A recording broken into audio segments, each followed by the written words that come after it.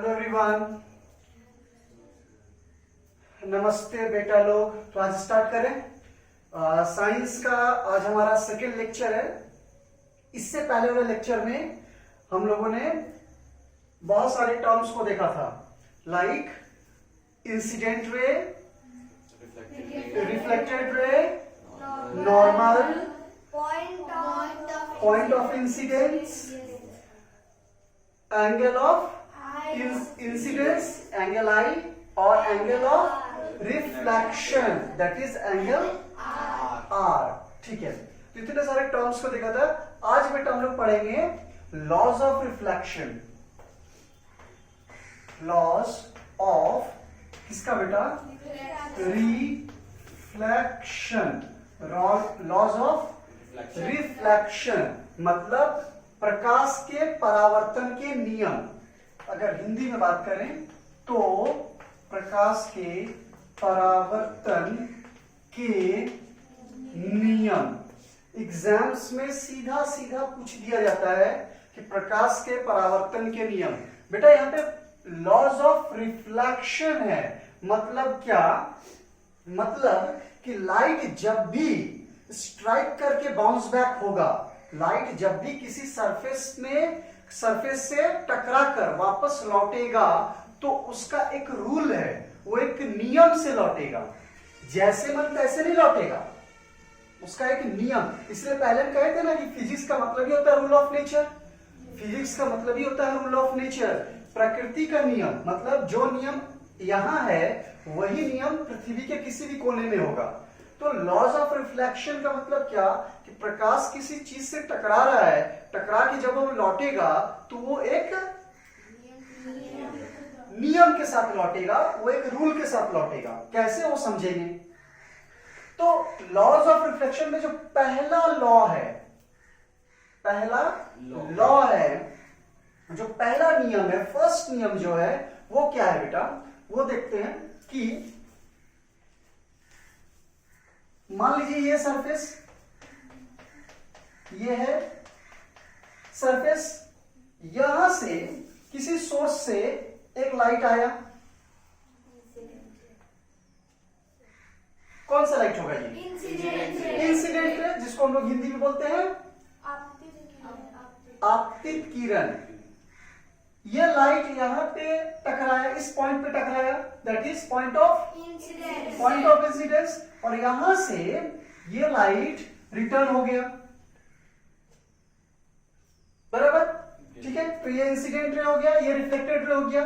और इस point of incidence पर अगर हम एक परपेंडिकुलर डालें तो क्या होगा बेटा? ये नॉर्मल। और ये परपेंडिकुलर हम खुद से ड्रॉ कर रहे हैं, इसलिए परपेंडिकुलर जो होगा वो इमेजिनरी होगा। यानी नॉर्मल जो लाइन होता है वो इमेजिनरी हो जाता है। इमेजिनरी मतलब काल्पनिक। हम कल्पना किए हैं कि यहां पर एक परपेंडिकुलर होगा, उसका लाइट से कोई लेना देना नहीं है। तो देखिए, एक तो इंसिडेंट रे, एक रिफ्लेक्टेड रे और एक नॉर्मल। ये तीनों कहां है? एक ही पॉइंट पर है। तो ये पहला रूल कि जब भी इंसिडेंट रे जिस पॉइंट पे टकराएगी उसी पॉइंट से रिफ्लेक्टेड रे निकलेगी। जिस पॉइंट से इंसिडेंट रे टकराएगी उसी पॉइंट से रिफ्लेक्टेड रे जाएगी, वापस जाएगी, उसी पॉइंट पर परपेंडिकुलर होगी। पॉइंट एक ही होगा। ठीक है तीन चीज, पहला इंसिडेंट, दूसरा रिफ्लेक्टेड, तीसरा नॉर्मल। लेकिन तीनों कहां है? एक ही पॉइंट पर है। Rule number 1। इसी को कैसे लिखेंगे? इसी को लिखेंगे बेटा कि इंसिडेंट रे, दूसरा रिफ्लेक्टेड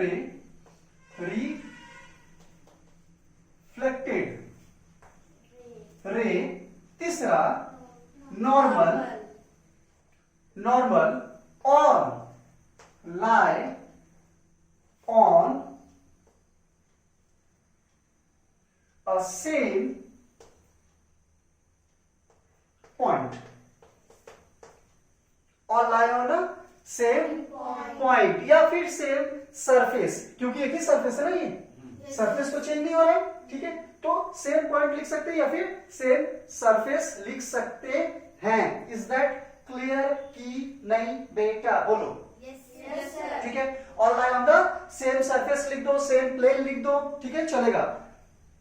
तो बोलने का मतलब क्या है कि इंसिडेंट रे, रिफ्लेक्टेड रे और नॉर्मल तीनों कहां होगा? एक ही तल पर होगा, एक ही सरफेस में होगा, एक ही प्लेन पर होगा, एक ही पॉइंट से वो लोग सारा कार्य काम करेगा। Is that clear? तो रूल नंबर 1, ऐसा कभी नहीं होगा कि इंसिडेंट रे जिस पॉइंट से टकरा रही है रिफ्लेक्टेड किसी अदर पॉइंट से निकलेगी या परपेंडिकुलर आप किसी और पॉइंट से खींचोगे, ऐसा नहीं होगा। क्लियर है? नहीं कोई डाउट है इसमें? नहीं, चलो नोट कर लो बेटा जल्दी से इसको।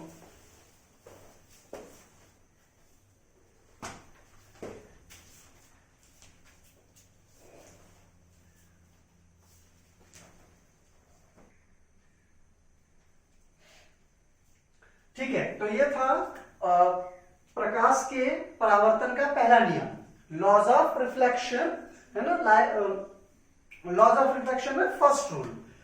अब आते हैं सेकेंड में यह है इंसिडेंट रे, यह है रिफ्लेक्टेड रे, यह है नॉर्मल।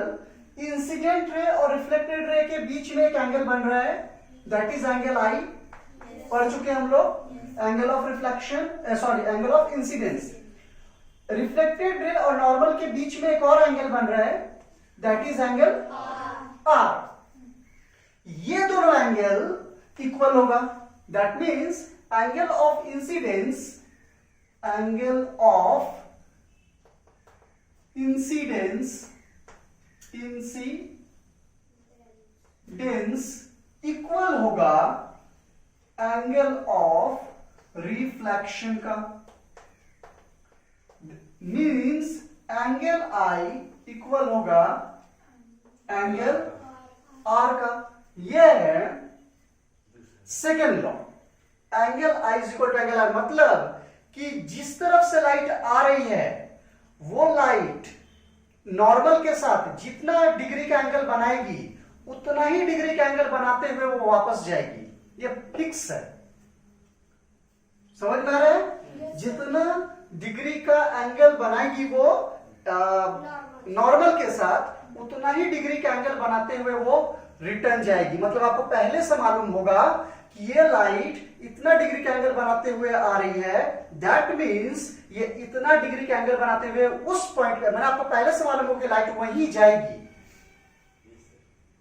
ठीक है ना। और आप जो भी काम कर सकते हो उस लाइट का यूज जिस तरीके से कर सकते हैं, क्योंकि आपको पहले से मालूम है कि एक टॉर्च जलाएं हम, वो टॉर्च वहां टकराए, वो टॉर्च की लाइट वहां टकराएगी और वहां टकराने के बाद वो जितना डिग्री का बनाई है एंगल वो बनाते हुए रिटर्न इसी पॉइंट पर होगी और फिर आप इसका यूज कर सकते हैं। हम लोग आगे पढ़ेंगे कि लॉज ऑफ रिफ्लेक्शन का यूज कैसे कैसे होता है। मतलब कि लाइट जहां से निकल रही है और लाइट जहां पहुंच रही है, ये दोनों अलग अलग जगह है।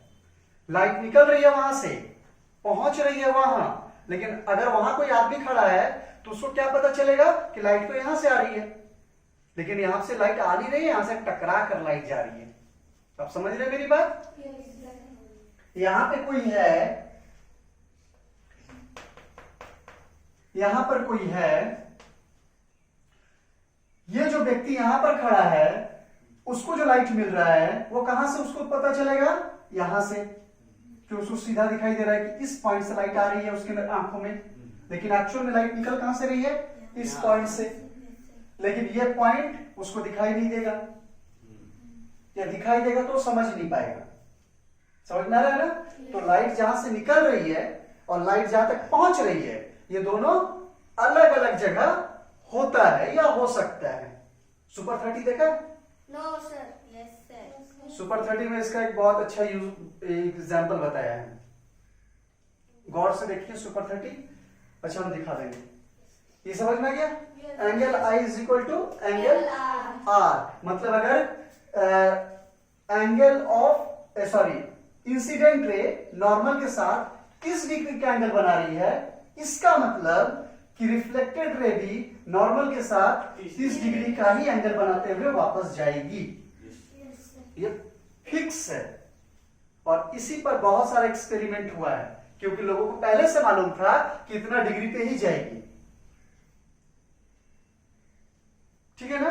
तो this is the second law of reflection. Note करो बेटा इसको।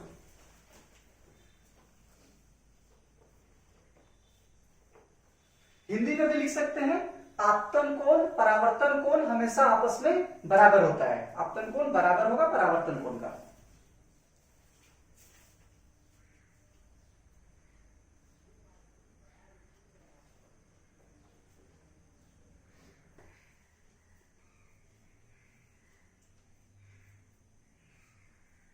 ठीक है, तो अभी तक हम लोग लॉज ऑफ रिफ्लेक्शन का दो लॉ देख लिए। ठीक है, एक में इंसिडेंट रे, रिफ्लेक्टेड रे और नॉर्मल तीनों एक ही प्लेन पर होता है, और दूसरे में एंगल आई इक्वल होता है एंगल आर का। अब आपके सामने एक क्वेश्चन है, न्यूमेरिकल है। न्यूमेरिकल मतलब जो फिजिक्स में जो क्वेश्चंस होते हैं, मैथमेटिकल क्वेश्चंस होते हैं, उनको हम लोग न्यूमेरिकल बोलते हैं। क्या बोलते हैं बेटा? न्यूमेरिकल। हाँ, तो जितना कॉन्सेप्ट क्लियर होगा न्यूमेरिकल बनाने में उतना मजा आएगा। तो देखिए ये क्वेश्चन है। क्वेश्चन क्या है कि इफ लाइट रे makes 30 degree with reflecting surface. Reflecting surface मतलब जहां से वो टकराता है। ठीक है, मान लो ये एक सरफेस है जहां से लाइट टकरा रहा है, तो ये जो सरफेस होगा उसको हम लोग कहेंगे रिफ्लेक्टिंग सरफेस। समझ में आ रहा है? लाइट जिस चीज से टकराएगा उसको हम कहेंगे रिफ्लेक्टिंग सरफेस। तो if light ray makes 30 degree with reflecting surface, what will be the angle of reflection? मतलब कि लाइट रे रिफ्लेक्टिंग सरफेस के साथ 30 डिग्री का कोण बना रहा है।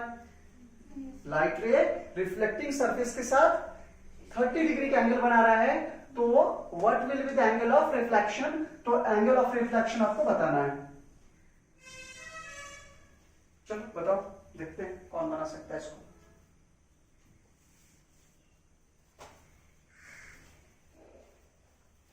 लाइट रे रिफ्लेक्टिंग सरफेस के साथ 30 डिग्री का एंगल बना रहा है, तो एंगल ऑफ रिफ्लेक्शन क्या होगा?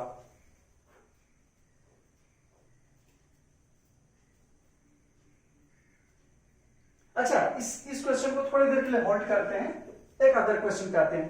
अगर लाइट रे नॉर्मल के साथ, हम जो बोल रहे हैं ना उसको बेटा दिमाग में इमेजिनरी करो। दिमाग में आप ना एक डायग्राम बनाओ।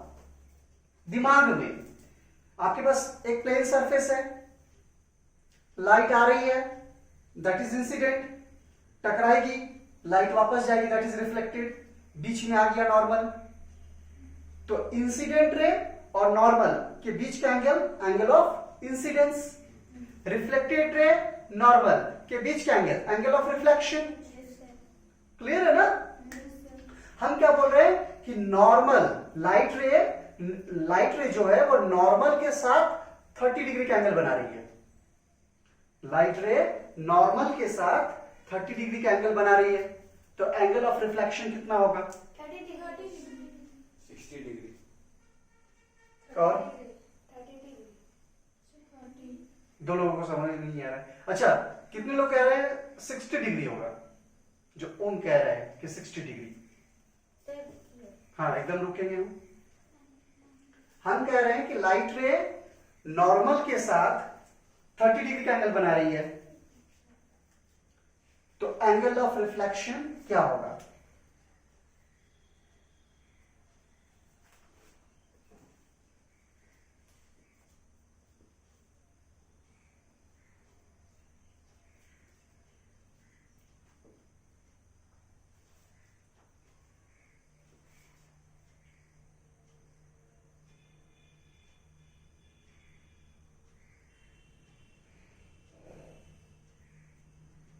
अरे बोलो बेटा।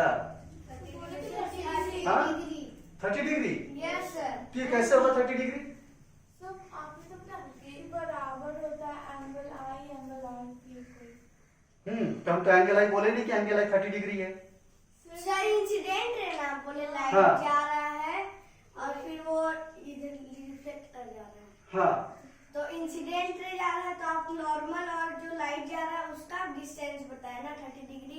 डिस्टेंस नहीं बताया बेटा, एंगल बताया। हाँ, एंगल 30 डिग्री। हाँ। तो इंसिडेंट रे का बताया, आप पूछे कि क्या रिफ्लेक्शन का बताओ। हाँ, तो ये रिफ्लेक्शन का इधर होता है तो 30 डिग्री इसका अगर है नॉर्मल से इंसिडेंट रे का तो उतना इक्वल होगा उसका अपोजिट साइड का। करेक्ट, बात सही है ना, क्योंकि क्वेश्चन में हम रिफ्लेक्शन पूछ रहे हैं तो जाहिर है इंसिडेंट बनाएगा, इंसिडेंट नॉर्मल से 30 डिग्री का बनाएगा, तो वो एंगल आई अगर इक्वल है तो एंगल आई इक्वल होगा एंगल आर का, तो एंगल आई अगर 30 डिग्री है तो एंगल आर कितना होगा 30 डिग्री। ठीक है बेटा। अब आप इस क्वेश्चन पे आइए, इस क्वेश्चन में बोल रहा है कि लाइट रे makes 30 degree with reflecting surface, light रे रिफ्लेक्टिंग सरफेस के साथ 30 डिग्री का एंगल बना रहा है और एंगल ऑफ रिफ्लेक्शन आपको बताना है। जल्दी से दिमाग लगा और हमको बता।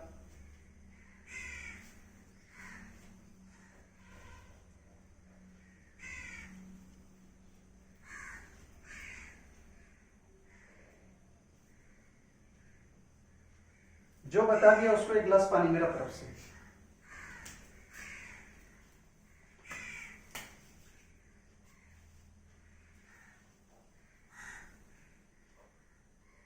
बोलो।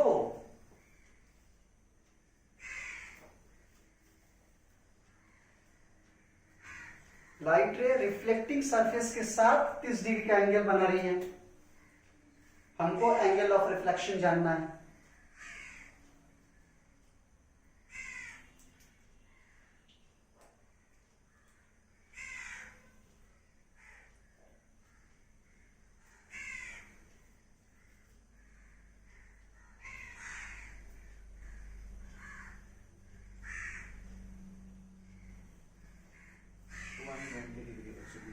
तो 120 डिग्री पहला जवाब आ गया 120 डिग्री।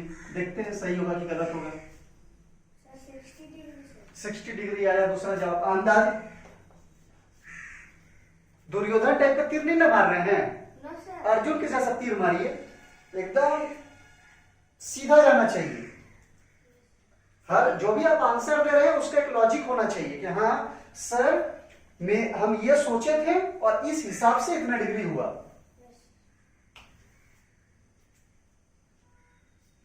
नहीं सर 60 डिग्री होगा। 60 गजब, चेंज हो गया आपका आंसर। चीटिंग कर लिया ना आपका। चलो और सर, कोई बीच में अनिश बोलो बेटा। हाँ सर बीच में नॉर्मल नहीं ना है। अरे बीच में नॉर्मल रहता ही नहीं है, वो तो हम ड्रॉ करते हैं जरूरत के हिसाब से। अगर नॉर्मल नहीं ड्रॉ करें तो नुकसान क्या होगा? पता नहीं चलेगा। मान लो अगर नॉर्मल नहीं ड्रॉ किए तो, अगर फिजिक्स नॉर्मल नहीं ड्रॉ करे तो डिग्री नापने में आएगा प्रॉब्लम, डिग्री पता नहीं चलेगा। और सर एंगल भी दो ठो नहीं बन पाएगा। नहीं, वो नहीं, हमको यूज नुकसान क्या होगा पता नहीं चलेगा। पहले से पता नहीं चलेगा कि ये जो लाइट आ रही है ये किस पॉइंट पे जाएगी, यस सर। है ना, और एक्सपेरिमेंट करने में थोड़ा प्रॉब्लम होगा। हाँ तो बताइए बताइए बताइए बताइए। सर मेरा भी 60 डिग्री। 60 हाँ 30 डिग्री। 30 डिग्री एक नया आंसर आया। बोलो अनिश बोलिए 30 कैसे होगा बेटा?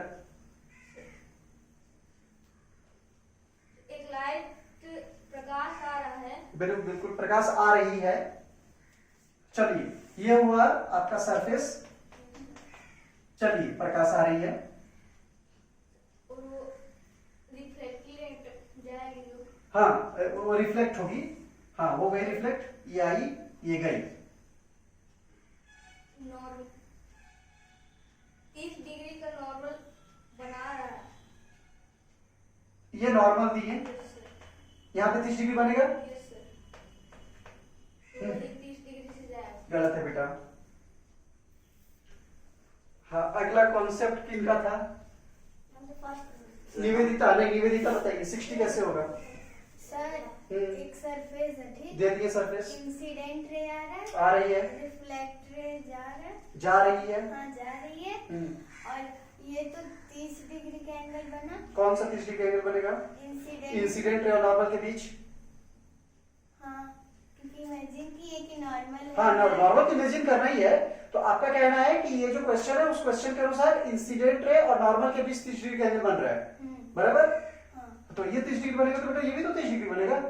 हाँ तो फिर आप 60 क्यों बोल रहे हैं? सर दोनों मिला। नहीं नहीं नहीं, चलो प्रियांशु बोलो बेटा। सर सरफेस है, उसमें इंसिडेंट रे आ रहा है। हाँ सरफेस है, इंसिडेंट रे आ रही है। हाँ, तो आप क्वेश्चन में बोले सरफेस और इंसिडेंट रे का बीच में 30 डिग्री। बिल्कुल। तो उसका अपोजिट साइड भी जो रिफ्लेक्टेड रे है उसमें भी 30 डिग्री होगा। तो 180 डिग्री में माइनस कीजिए 60 डिग्री, 120 डिग्री आएगा। और फिर इंसिडेंट रे और रिफ्लेक्टेड रे का बीच में नॉर्मल है, तो उसको दो भाग में बांट दें तो 60 डिग्री आएगा। और आप रिफ्लेक्शन का पूछ रहे थे इसका कितना डिग्री आएगा। अच्छा आप बताइए। सेम यही हम भी बताएंगे सर। बोलिए एकदम क्लियर। ये 30 डिग्री है, यस सर। ये 30 डिग्री नहीं है, सर, नीचे वाला ये 30 डिग्री है। हाँ। तो अगर ये 30 डिग्री है, इधर भी 30 डिग्री बनेगा सर। तो ये एक सीधा लाइन है, मतलब कि ये पूरा एक 180 डिग्री होगा। 180 डिग्री होगा। तो उसमें से 60 डिग्री हम लोग माइनस कर देते हैं, क्योंकि हम ऊपर वाला से काम है। तो 60 डिग्री को माइनस किए हम। 60 क्यों माइनस करेंगे हम? क्योंकि एक साइड 30 डिग्री है, इधर भी 30 डिग्री है। इधर भी 30 डिग्री आप कह रहे हैं, ठीक है। लेकिन हम तो कहीं लॉ तो है नहीं कि ये एंगल और ये एंगल इक्वल होगा। लॉ में है कि एंगल आई इक्वल होगा एंगल आर का।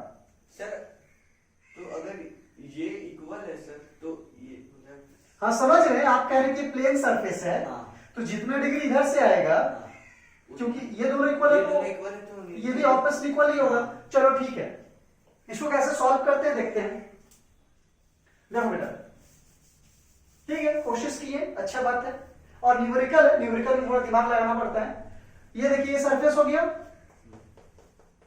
ये सरफेस हुआ, यहां से इंसिडेंट रे आई, ये गई, यहां पे दिए हैं नॉर्मल। क्वेश्चन क्या बोल रहा है? क्वेश्चन बोल रहा है कि इफ लाइट रे makes 30 degree with reflecting surface, reflecting surface के साथ 30 डिग्री का कोण बनाती है। ये है इंसिडेंट रे, ये है रिफ्लेक्टिंग सरफेस, इसके साथ 30 डिग्री, मतलब सीधा सीधा यहां 30 डिग्री बनेगा। बेटा हड़बड़ाओ मत, क्वेश्चन पढ़ो उसके बाद सॉल्व करो। 30 डिग्री बना, ये नॉर्मल परपेंडिकुलर है, किसी भी प्लेन पे परपेंडिकुलर ड्रॉ करेंगे सीधा सीधा 90 बनेगा। हाँ कि ना? किसी भी प्लेन में परपेंडिकुलर ड्रॉ करेंगे तो क्या बनेगा? 90 डिग्री। 90 में से 30 माइनस कीजिए, सीधा आएगा 60 डिग्री। एंगल आई निकल गया, और एंगल आई निकला बेटा, तो एंगल आर कितना होगा? 60। यही क्वेश्चन पूछ रहा था। ठीक है, अपना भी कॉन्सेप्ट ठीक है, गलत कॉन्सेप्ट नहीं है, लेकिन ये एक्चुअल में ये थोड़ा सा ज्यादा मजेदार है। ठीक है ना? समझ में आ गया? कोई डाउट है? तो न्यूमेरिकल में थोड़ा सा दिमाग लगाना पड़ता है, तो इसको सॉल्व कर लो, एकदम कर लीजिए।